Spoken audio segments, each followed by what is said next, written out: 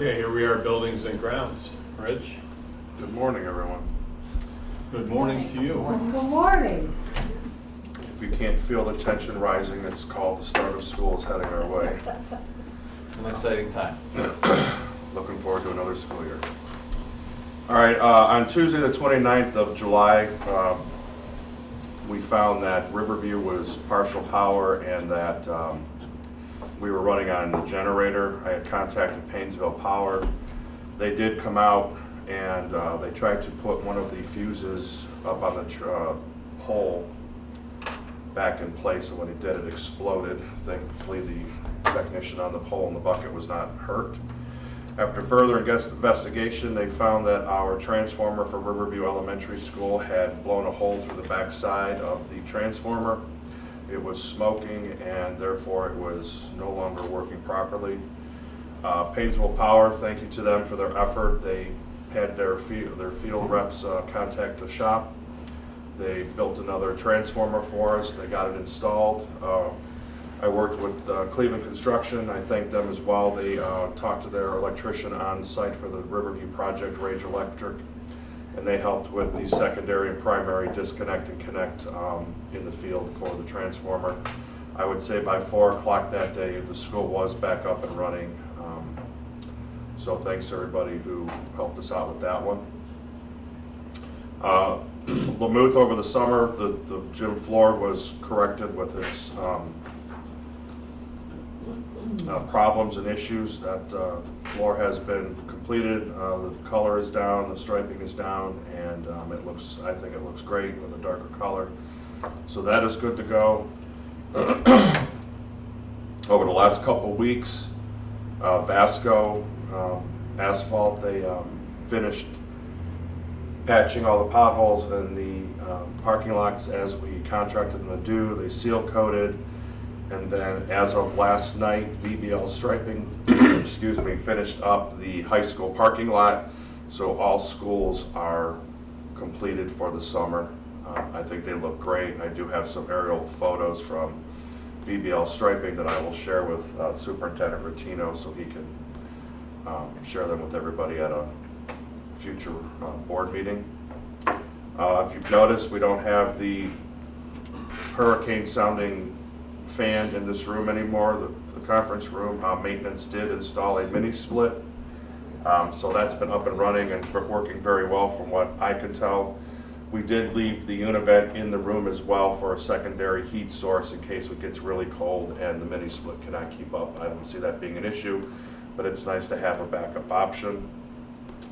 We are wrapping up summer cleaning. I will be presenting in September a overview of what we accomplished with the help of custodians and summer staff. We did a lot. I think the schools look tremendous. I've had a lot of feedback so far, and everybody is very pleased with what they're seeing inside the schools. I'd like to say thanks to my maintenance and custodial staff for all of their hard work, and to the teachers who joined in as well, and 10-month contract staff. They all did a great job, especially with this summer. It was very hot.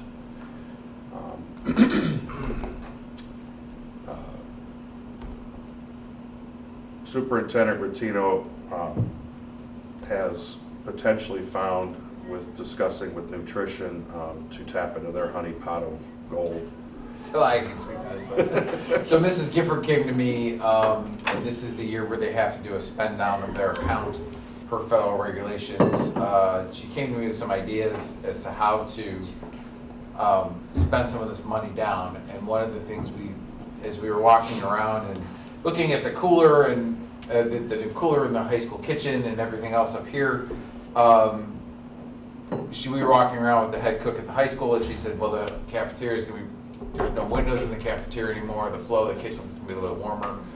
So Mrs. Gifford and I started talking about, is there a potential for her to provide air conditioning? Is that allowable offense? Is it allowable expense to put air conditioning in both kitchens at the high school at John R? And I said that would require a significant upgrade to the electrical, which is one of the expenses that comes with the rest of air conditioning the two cafeterias. So she is reaching out to her federal funding people and working on the wording of the document to provide that.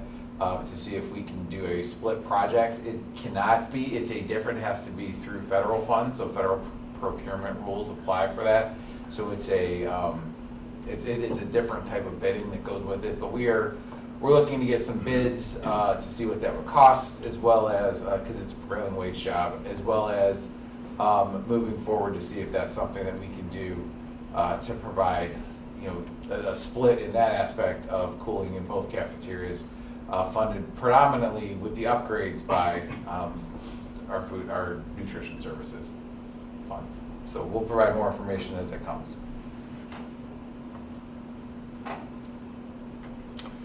All right.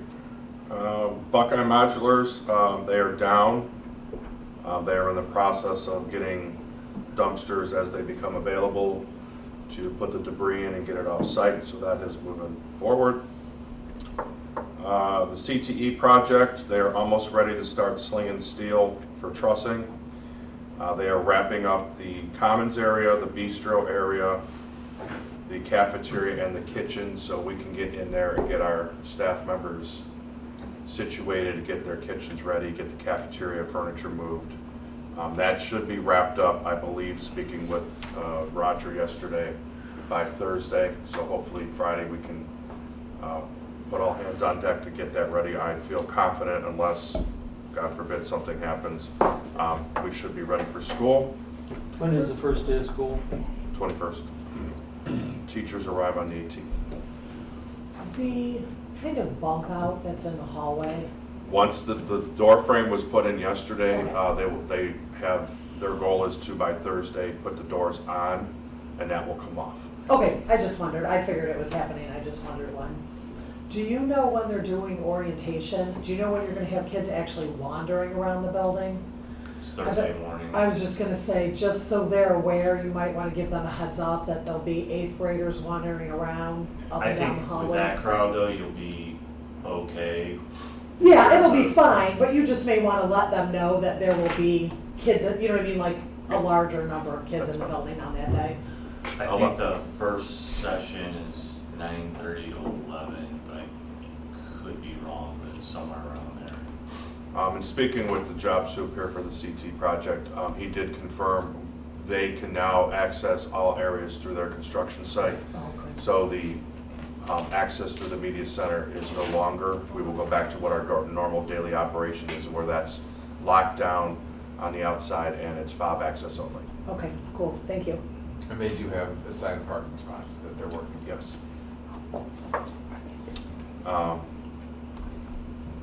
Riverview project, pretty much the same thing.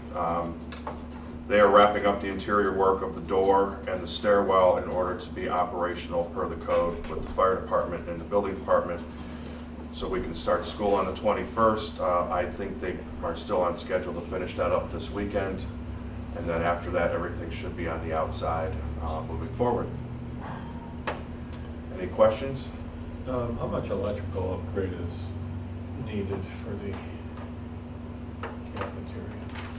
CCI mentioned in the tune of $70,000, between $70,000 and $75,000 was the quote on doing any of the electrical upgrades for any type of air conditioning. I mean, did they explain what they're doing? It's just what's needed. They just said 70,000. Right, okay, so it's what's needed to Yes. accommodate. I think it's a new panel and new service and that sort of thing, and obviously the running wires, but that wasn't, it was between one area or two areas and all four was a $5,000 difference. So it's clearly something that, like a panel or some sort. So that might be a centralized location then for both? No, each kitchen would have its own panel. Really? Yeah.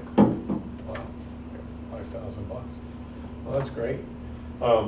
Rich, on the one modular trailer that we're going to sell, are you guys able to take the skirting off around the bottom so that they could split those and move them? Yeah. Okay. I just need to know timeline. Yeah, so it's my understanding that Interstate is supposed to take a look at that and then maybe give a price of what it would take to move it. Okay, do we know when they're moving? Um, And where?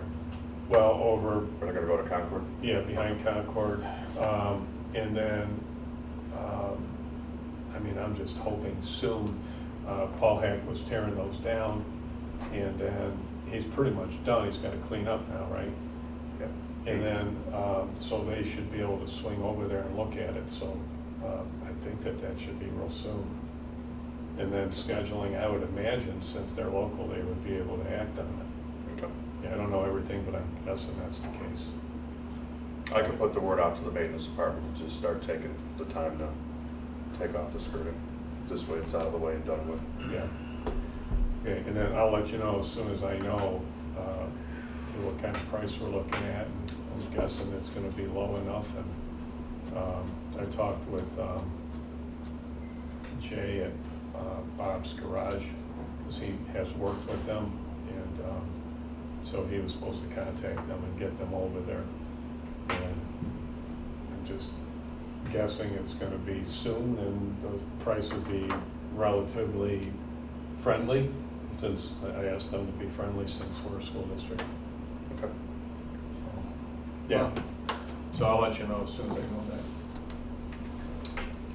that. And then I would imagine, they'll just give a price, and you could probably just approve that. Yeah. Just need a quote. Yeah, so, okay. Well, good news, right? Sure. Lots of help on the transformer, Yes. not much downtime, and keep Yes. going. Yeah. Everybody pitched in greatly, and it was a great effort to get that up and running as Yeah. quickly as we did. Excellent. Question on the Buckeye. I was over there yesterday for just a quick walk around with the treasurer, just to give him an idea on what's going on. A lot of activity with the trailer removal. Also, survey crew was there laying out boring locations. I'm not sure what other tasks they were doing there, but so with the existing playground equipment, what is the timeline with that as far as, are you going to be able to use anything at all this fall, or will that stuff be in the way that we're going to have to remove it? The best answer I can give you, Dennis, is if I get a timeline as to what's moving forward and when, I can answer that better. Okay, so at this point, you're not sure? No, Okay. I would assume it's just gonna stay until something happens, right? that would be my. That's the assumption. Yeah, So I mean, we're- it'll be usable until something happens. Okay, so that's what I'm just trying to clarify. Okay, and on the Riverview playground area, they have specified a certain poured fiber material for a playground surface, which is not really something that holds up well over time and will be a costly maintenance item. So I'm gonna let the architect know that, I think, and we had talked about this before, and I don't know why it went back to that surface, but just using mulch. I think that's what we'll just use over at Buckeye again also. Yeah, any surface we put down, there's gonna be, mulch, we do mulch every year. And Right, that's just a thing.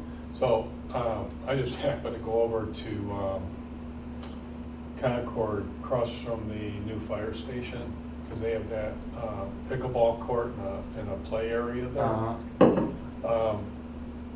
I went over there yesterday and looked at that. I mean, it's in horrible condition. I'm actually surprised Concord has allowed it to be what it is, because where posts go on the ground and different things where it meets the equipment, the stuff is sticking up. I mean, you can put your arm in there. Wow. And in other areas, I mean, the surface is just gone. There's just huge patches of black everywhere.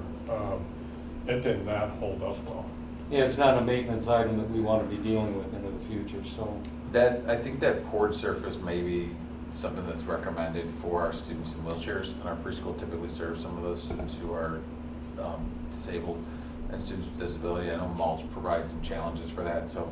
I can see it with a wheelchair. Yeah, I can look into that, because I know we do, in the preschool, we definitely do serve a lot of students who have extreme special needs. And so it's a different type of playground than the traditional, what you'd expect at elementary school. We're doing a preschool specific playground. It does need to be adaptive, and that's typically one of the accommodations they make for an adaptive playground. So if you went to the one, and there's that one in Beechwood, that really huge one that's off the highway there that you can see, that's got that whole port surface there, and it's because of that, because it is that. Well, that whole playground It's is yeah. designed for. Yeah, if for we're that. designing a preschool playground and our preschool is a inclusive preschool, we should definitely take that into consideration as we move. So forward. See what the alternatives are. surfacing. Absolutely. Is that a state requirement? I don't know if it's a requirement, it's one of those that is recommended. I know you have to have a certain amount of mulch, but when you put that padding in, it makes it more accessible to all students. And since that preschool is a design program for that, it's something we should Now, would you be able, take into is, consideration. I mean, I don't know, like you're saying, it's recommended, not necessarily a regulation, but is it possible to do some sort of hybrid? We can look. I mean, look what the Okay. options are. Yep. Right, yeah. I mean, that stuff just didn't hold up well. That's my concern. No, Yeah, yeah. you're paying a lot of money for something that's just falling apart. It's very expensive, and then you have to tear it all over out and put it back in again. So, I don't know how old that is over there. That I don't know. And the other thing I don't know is why it has gotten to the condition it's gotten to. I'm really surprised that it has. I don't know what maintenance requirements are, if they're every year they have to do something. I don't know- Obviously, I don't know if nothing you has coated been it or done. anything, would you? No. It would make it slippery if you coated it. We'll definitely talk some alternates and bring some alternates back as to Yeah. what those options are. I would agree the expense is there, but I think it's definitely some ways to So, take into account. well, let's figure it out. And then once the current modular unit that is still up at Buckeye is removed and the grading is completed, I can assess that with Principal Smullen. And if we need to block off any of that area just because of maybe unevenness or stuff, we can. Yeah. My staff can do that, but once that's all out of there, we'll assess it, see how Yeah. it looks and go from there. No, that's great, yeah, obviously, whatever Yeah. we need to do. Because if we get to a point to where we could have, if we know just what their construction limits are, we can have them put up a construction fence at least. Yeah. And then that would separate whatever activities are there. Sure. As far as Riverview playground equipment goes, has there been anything selected yet? They're working on it. I know that the idea of swings have come up, and I know that the space is limited, so they're going back to swings. We got plenty of space over there. We're gonna have plenty of Okay, space. Mrs. Lanning and Mrs. Ritt both feel that we should have some sort of accessible swings for our students there, because some of our youngest students, that's really all they can do is swing at times, and they can partake in recess in those activities, so we should look to put something like that in, as well as the equipment that's there. I know it's been, the other part was, Mrs. Weber is a strong proponent of a water table instead of sand, even though she thinks that's a little bit more appropriate for that level, and it's a little cleaner in terms of the sand not coming in. So I think those things have been made, some of those changes have been What's made. a water table? So instead of it's just, sand? it's a big, instead of like a big table with sand in it, you just put water in it, and the kids play with the water, and they have different toys with water. They can Okay, just instead come out of a with sand five Instead of box, a you sand, it's not even a sandbox, it's like a sand. No, you said Yeah, instead of it- sand. Yeah, so there's, the equipment that was picked was like a table that had sand in it. and Oh, I you do see. different activities in the sand. boy, yeah. This is what they selected That's water. gonna be carried She said inside. water might be a little bit better, and I said, Yeah. okay. Do they just carry out a 5-gallon bucket and fill it up? I'm not exactly, Well, I'm sure. well, As long as we don't have to plumb it. Yeah, that's all. no, it's not a plumb. Not a plumb, well, you can Yeah. imagine the kids carrying sand into the building. Well, just Well, to get under kids shoes. still do come in with pockets full of mulch. Do they? Yes, they do. That's true too, they bring mulch home with them, so. That's It great. doesn't matter what you put in there, they're bringing it in. They're bringing it in. So if you can get us a list of those items that Yes. they're looking to do. Yeah, that'd be we will very helpful. look at that. I know some of those where I know swings take up a lot of space and are expensive, that was a concern. But we're gonna have a lot of space over Okay. there, so don't let that hold you back. Okay, Okay. that's good news to them, I'll let them know that. So, okay, that it? Yep, that's all I have. Thank you for everything. Have a great day. Yeah.